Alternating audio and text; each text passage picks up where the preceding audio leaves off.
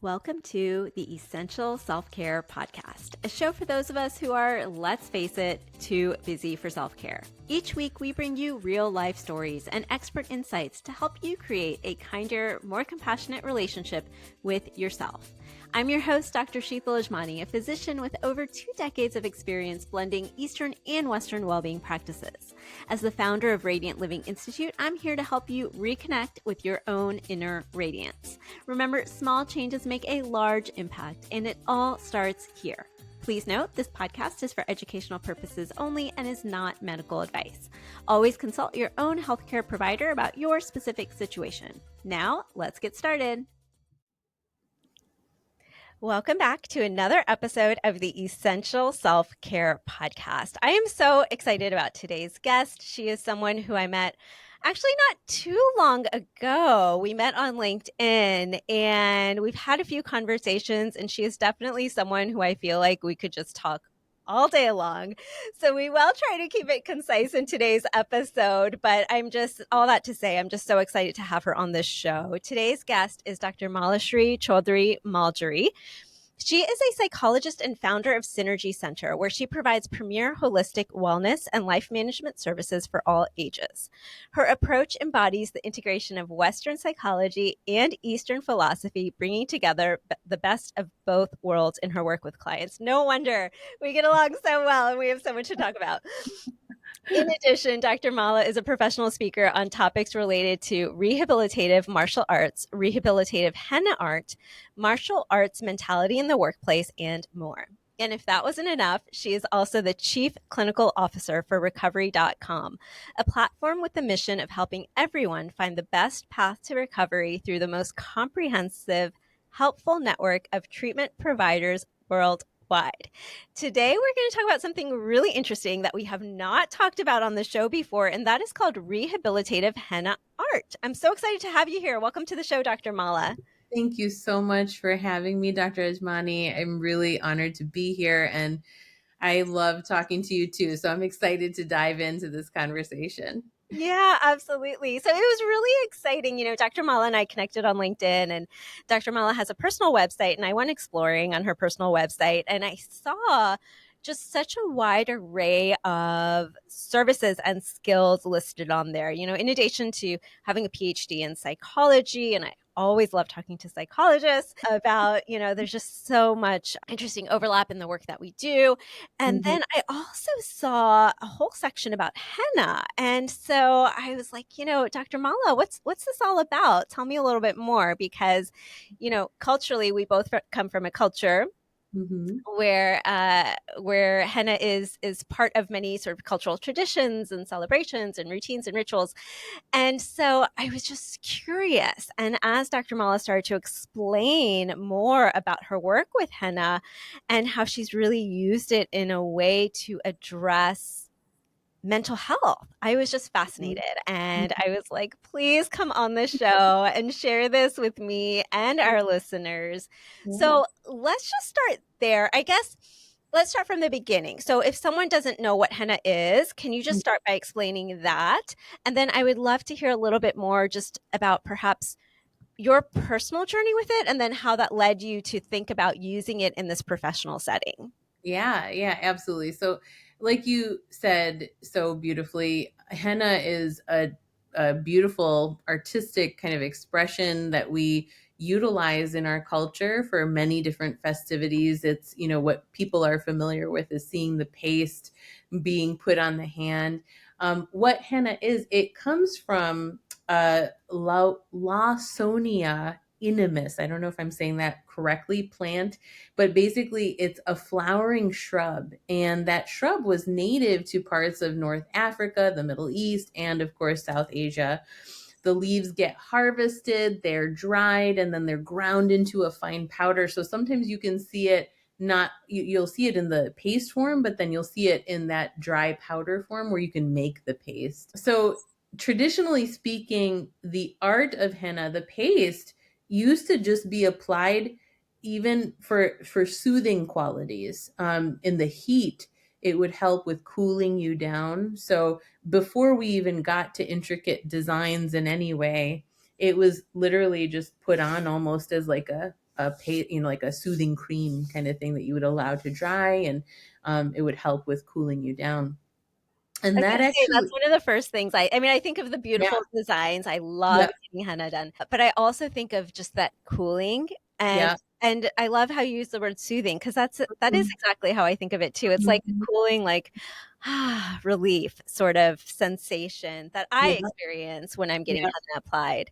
Yeah, and there's so many other reasons as to why that happens, as I'm sure you know, but we'll dig into that too. So, of course, moving away from, like just the paste itself, it has that cultural and spiritual significance, and that really got me to thinking about how when artists are actually putting the design on, it's a form of artistic expression. When we are the ones that are receiving the henna are saying, this is what I would like, this is what I was thinking, that's an artistic expression. It's an adornment that comes onto ourselves. And so that's where I started to think, well, this could be utilized as a therapeutic tool. There's so many different ways we can integrate this in, let's explore that a little bit. And so I started to play with, the idea of mixing it in with CBT, or cognitive behavioral therapy, and started to pair the actual design and expression of those patterns with cognitive behavioral therapy, and started to see some really amazing results. So we can dig into that if you're ready, and we can talk about that a little bit more.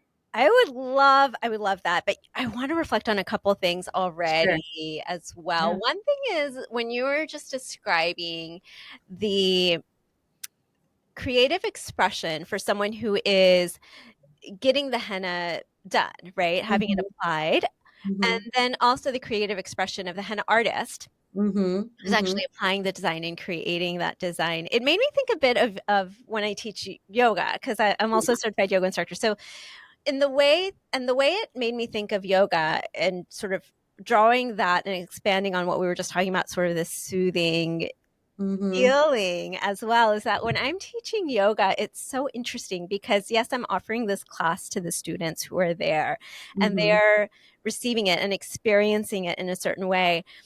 And simply through me teaching it, that's also a form of expression. So they're having the physical expression of going through the flow and the movement and the breath. And then also through me as teaching and guiding, there's also this expression there, such that I often say that teaching yoga helps me as much as it helps the students. Like I Absolutely. feel so much more calm even after teaching a class. And that just made me think of this, of both the person sort of receiving and having the henna design applied, as well as the person who is creating it and doing the application process. That there's Mhm. this expression on both sides, which can be Mhm. so healing and soothing as well.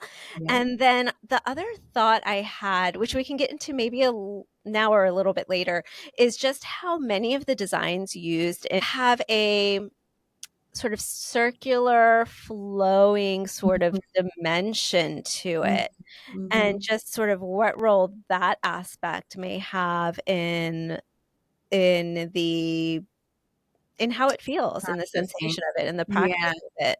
Yeah.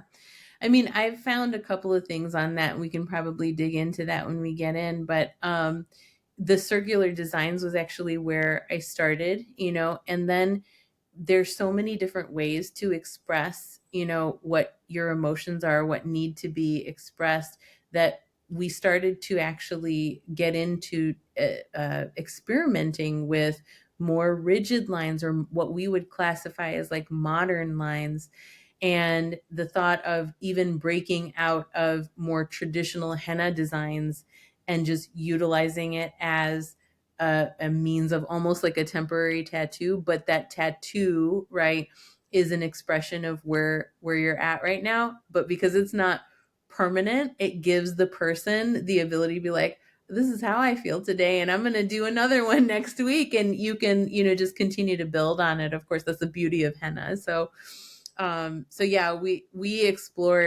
started with more of those traditional designs that do tend to be circular, but then found that in allowing for that expression in other ways that lent itself to more modern designs, as we'd classify them, was equally beneficial and really exciting for people to utilize.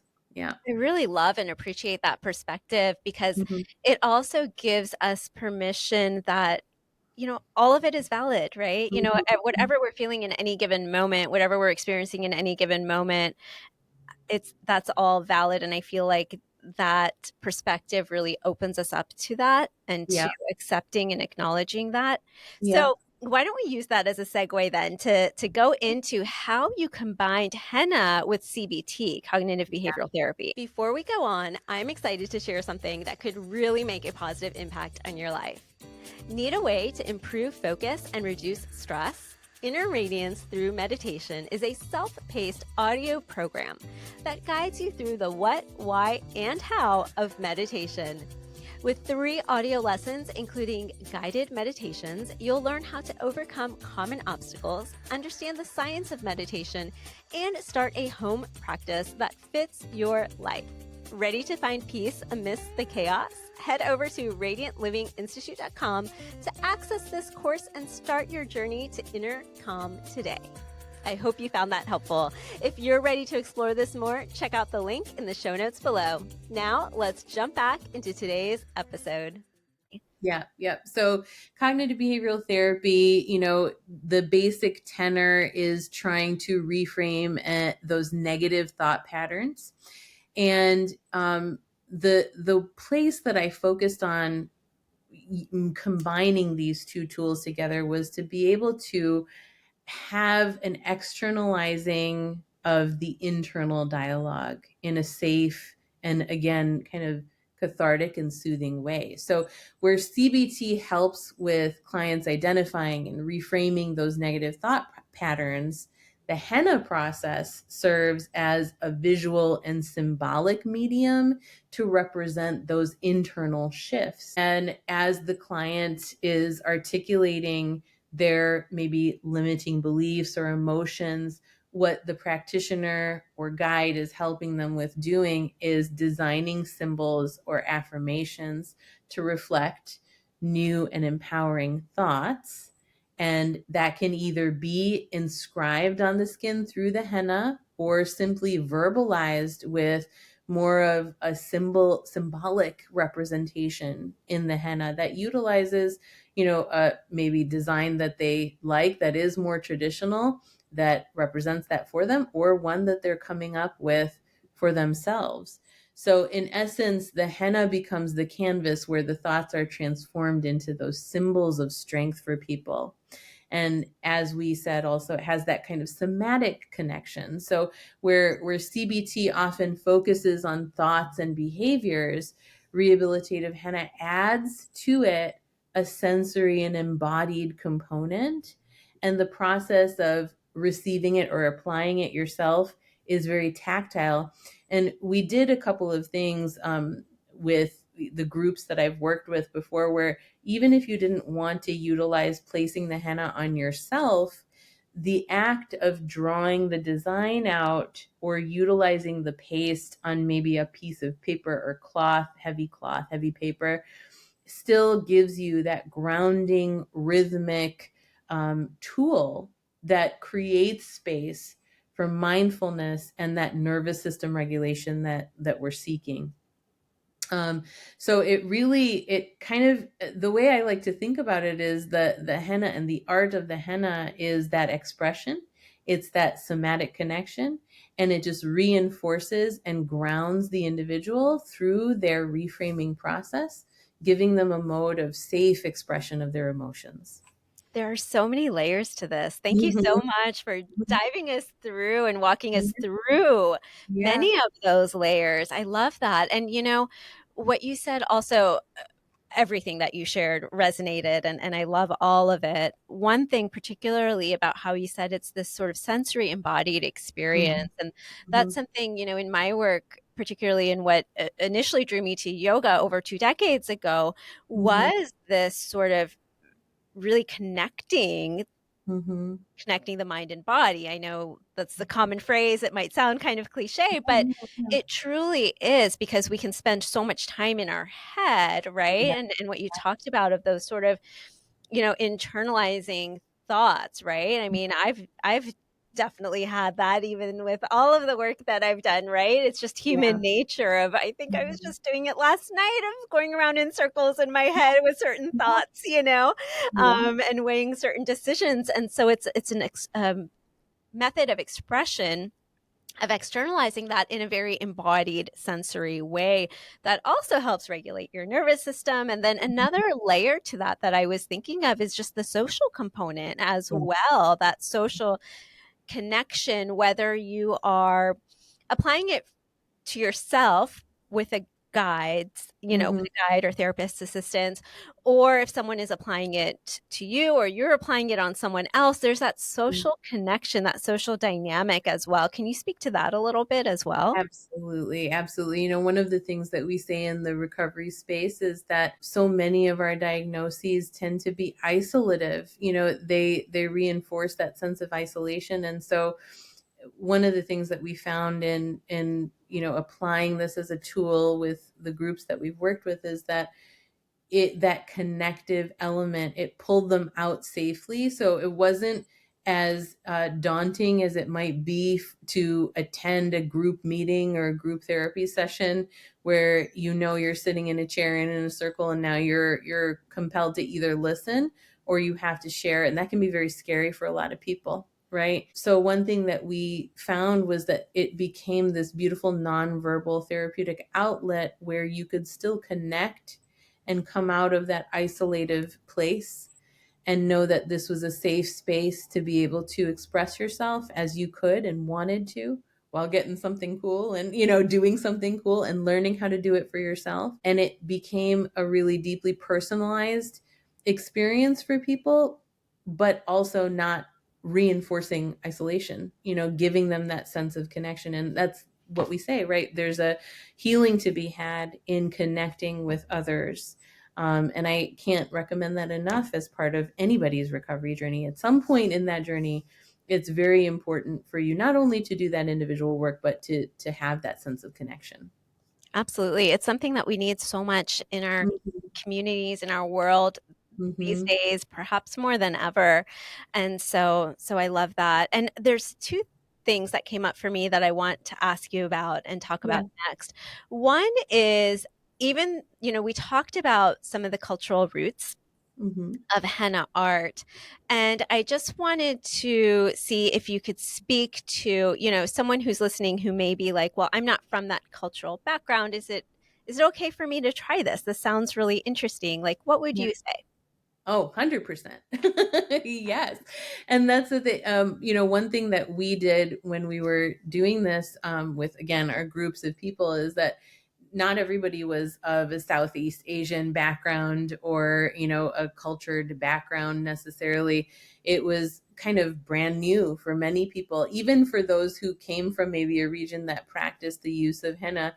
This was new for them as well, because again, like we said at the beginning, we usually do this at weddings, at holidays, things like that. But to be able to pair it with, being able to be emotionally cathartic was a new experience for everybody that was resonating well. So anybody can do this. And the beautiful part about this is that, again, it serves as a connective element with other people. You can share it with other people. You can say, hey, I just started trying to do this. Let's just practice designs on a piece of paper. It doesn't have to be traditional, right? It doesn't have to be in a traditional setting. It doesn't have to be for a traditional mode or, means of connecting. It can be for whatever you want it to be. And that's the other beautiful part of this. Yeah. Yeah. Yeah, Hmm. thank you for that. And then Hmm. I'm also curious, this is something that on an offline conversation you shared with me, and so I'm curious if you could share it for our listeners. You described, a lot of the groups that you've used this for. Can you describe certain specific populations or people who are navigating specific either diagnoses, experiences, or situations that this may be particularly helpful for that you have found in your experience? Absolutely. Yeah. I was able to utilize this across the board, but some specific communities that really stood out was with the military, also with individuals who had or been diagnosed with a traumatic brain injury, TBI. And then I also had the opportunity to work with cardiovascular rehabilitative patients. So individuals going through cardio rehab and physical therapy. And we had, again, astounding results with all of them, where they also said, we're going to continue to utilize this in some way, shape, or form, whether it's actually an application of the paste, but just even the doodling aspect of it, that became very cathartic for them. So those are some specific populations that I've worked with. And, what stands out with all of them, as we know, is that when you have a solo diagnosis like a TBI, there are usually comorbidities or things that go along with it, right? So depression, anxiety, healing from trauma, and there was a resonating message, and that was the the idea that this nonverbal tool became a therapeutic outlet that reinforced kind of the framework of CBT, right? And then yielded representations of resilience, protection, not fearing transition, right? And essentially, again, being cathartic to that rehabilitative journey.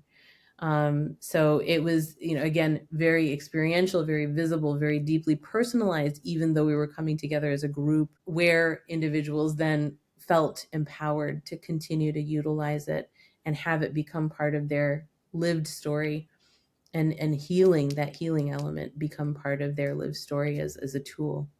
Yeah, this is so Yeah. fascinating. Mm-hmm. I'm curious if someone is listening to this and wants to try this in some way, shape, or form. You have offered some ideas already of how they could get started. But, the premise of this show being essential self-care is also about sort of breaking down, exposing people to new tools and modalities that they may not already be familiar with Yeah. to care for themselves, their overall well-being. Mm-hmm. And also, to give them some practical tools of how they can integrate some of this into their own life. Now, in the ways that we've been exploring it today has been through a very therapeutic process and with the guide of, a mental health professional, right? And so certainly the advice that I'm asking you to give next does not take the place of, Yeah. someone seeking their own individualized care through a mental health professional or their physician. But how would you say for someone who maybe doesn't have someone in their, local regional area who specializes in rehabilitative henna art? Because I'll be honest, this is the first I've heard of it and I love it. But that being said, there may not be a whole lot of practitioners out there all yet Mm-hmm. who Mm-hmm. have the background and expertise that you do. You have a PhD in psychology and all of this lived experience with henna art and then these groups you facilitated. For someone who doesn't have access to all of that, how do you recommend they get started? Absolutely. We're actually in development of some training programs. So that's exciting. More to come there.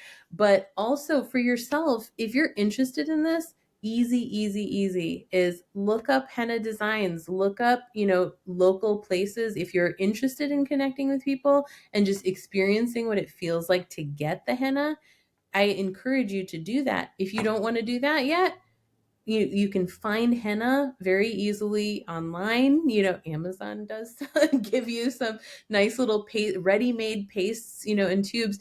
And I encourage everyone to just pick up that tube and, try playing with the design either on a piece of paper or yourself and see how it feels. Just start somewhere, right? So the tools, the other beautiful part about this is, like, if you don't want the paste, you have tools in front of you. That's a pencil and a piece of paper, and you can definitely research designs if you need inspiration to kind of figure out what it is that speaks to you and then kind of work from there. If you are interested in exploring the henna itself, you can purchase that yourself, either locally or through an online, medium. and then just play with the paste and see how that feels.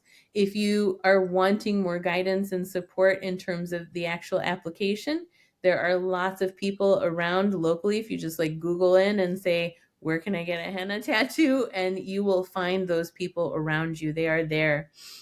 In terms of pairing it with something that is therapeutic, I definitely can't recommend that enough.